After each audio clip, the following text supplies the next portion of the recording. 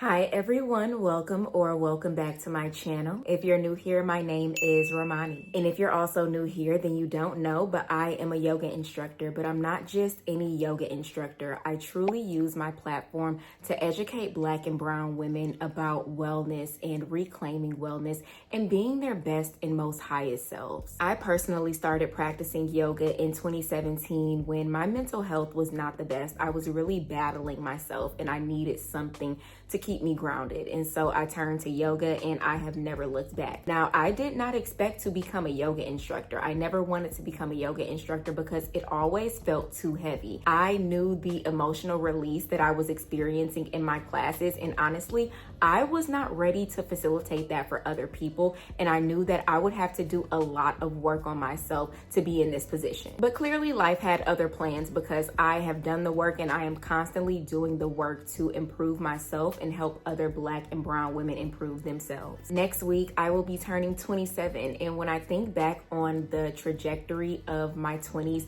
it's been a lot of me studying, on psychology and the way that the world works and grief and trauma and healing. I study all day, every day, which is why I am creating this video today. I want to talk about how to empower yourself as a Black woman. Black women have always been told that they are either too much or not enough. And over a lifetime of hearing this, it starts to truly diminish your self-worth. And I know this firsthand because I see it with my yoga students. A lot of women confide in me about their insecurities, their traumas, and the things that they are going through. And I think that this video can address all of the topics and really help you push through it. We have to empower ourselves because the world has constantly proven to us that it is not going to empower us. Everywhere you look, Black women are being minimized or mimicked or criticized, and that can go from social media to you being in the workplace. And if we don't constantly reaffirm ourselves and feed ourselves empowerment,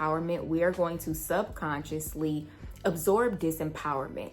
All of the messages that we see on social media or in the news when people are criticizing or mimicking or just talking about Black women in a negative light, you are going to absorb that if you do not try to combat that by affirming yourself and empowering yourself. The first thing that comes to mind when I think of empowerment for us as Black women is to address our traumas, because we cannot heal from what we are avoiding. And I know that trauma can seem like a buzzword today, but trauma can be anything that feels traumatic to you. So any traumatic experience that you have had, whether it may seem small or big to you or others, it can be considered trauma. And it is something that you want to address, because what we don't understand is that trauma has a way of dictating our decisions because it changes our mindset and it causes us to see things differently. So if you're not addressing your traumas, you may find yourself in the same patterns in life, in the same relationships, doing the same emotional things that may harm you or others. You may find yourself doing that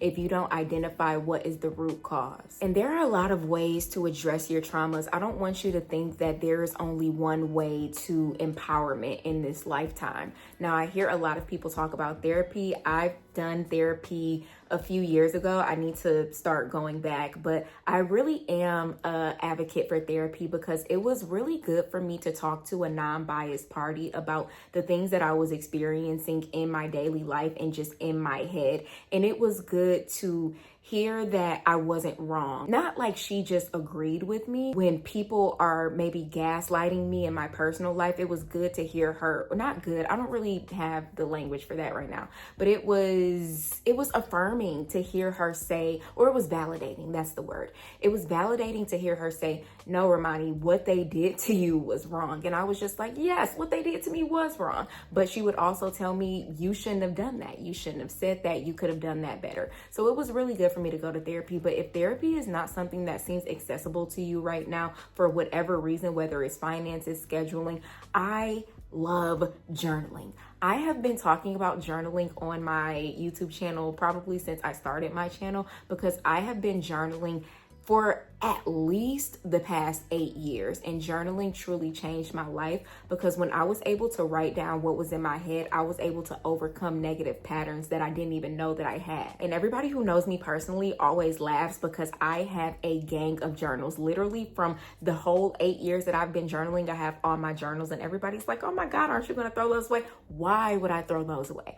I like to look back, not all the time, because girl, I'm not trying to see what's back there, but I do like to look back at certain points in my life and see, am I mimicking those same patterns that I used to do? Has my life improved? Have things changed? I do know that some people do not feel safe when it comes to journaling because either their journals have been read or their privacy has been violated in the past. Maybe use your notes app on your phone just so you can still get the thoughts out, and you are able to lock the notes in your notes app now so that people cannot go in it without a password. So look in your iPhone or whatever phone you have and see if you can do that with your notes. And also just talking to yourself about it, or talking to somebody who you trust that is not going to be a yes man in your ear. You need a non-biased party. So if you're not going to go to a non-biased therapist, have a non-biased friend or family member, or just somebody who you know, and they're going to tell you the real, or they're just going to listen to you. What you really want when you're addressing your traumas, you just want to get it out so you can see what's going on. And I may be talking about it like it's easy now because I am just used to confronting all of the things that go on in my life, but it was not always easy. So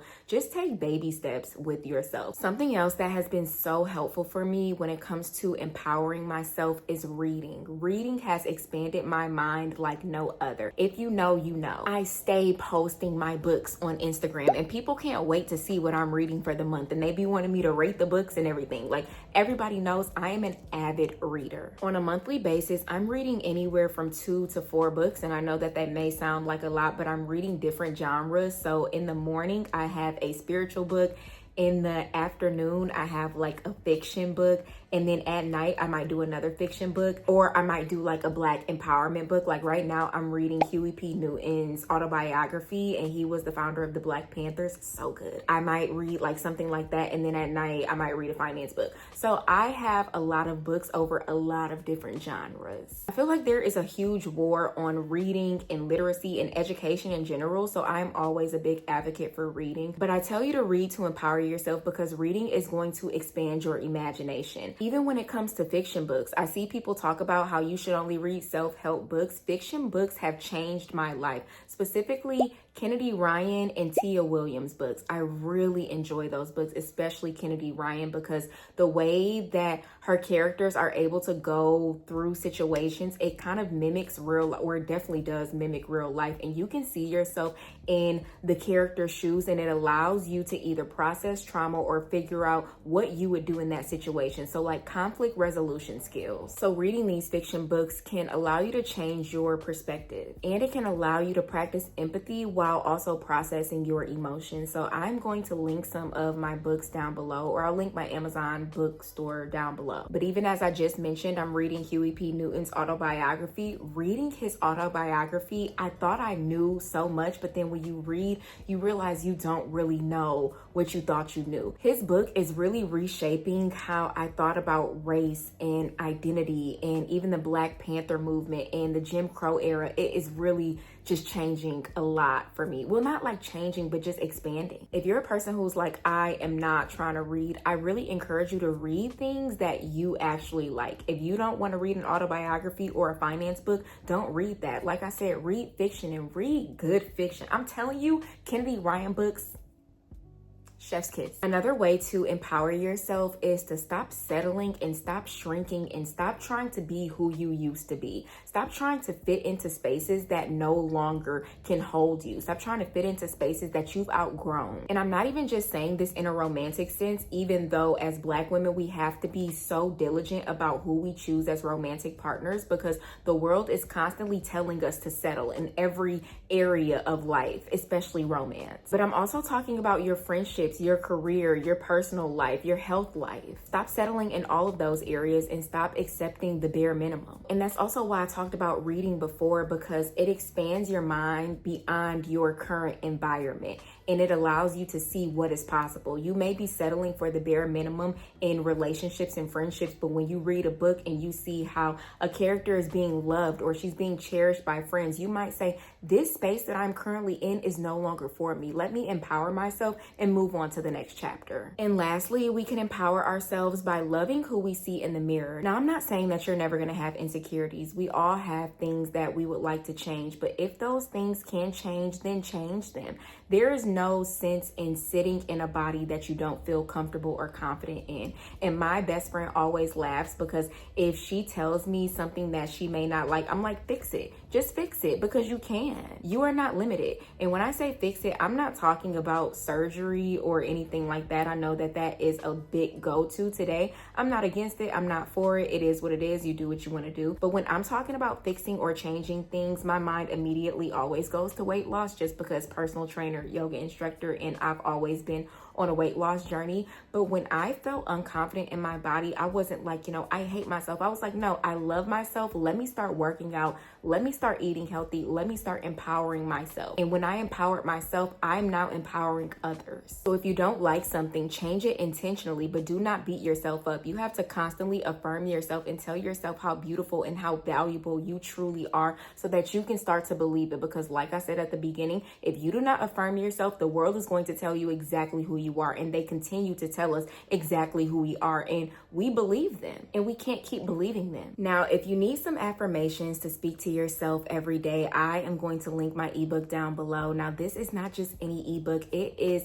the affirmations that I speak to my yoga students before every class ends. We set an intention at the beginning of every yoga class, whether that be patience or devotion or relaxation. After we set the intention, I always say affirmations related to that intention. And at the end of every class, everybody was always like, I need these affirmations. Please send me these affirmations. And I had so many of them. I said, let me compile these into an ebook so that everybody can have them. So I'm going to link that down below just in case you want to download them. But thank you so much for making it to the end of this video. And I truly hope that it helped you in some way. Make sure you share it with all the Black women in your life so that we can all be empowered. And send me a brown heart in the comments if you made it this far. Just let me know one way that you plan to practice empowerment in your life. I'll see you in the next one.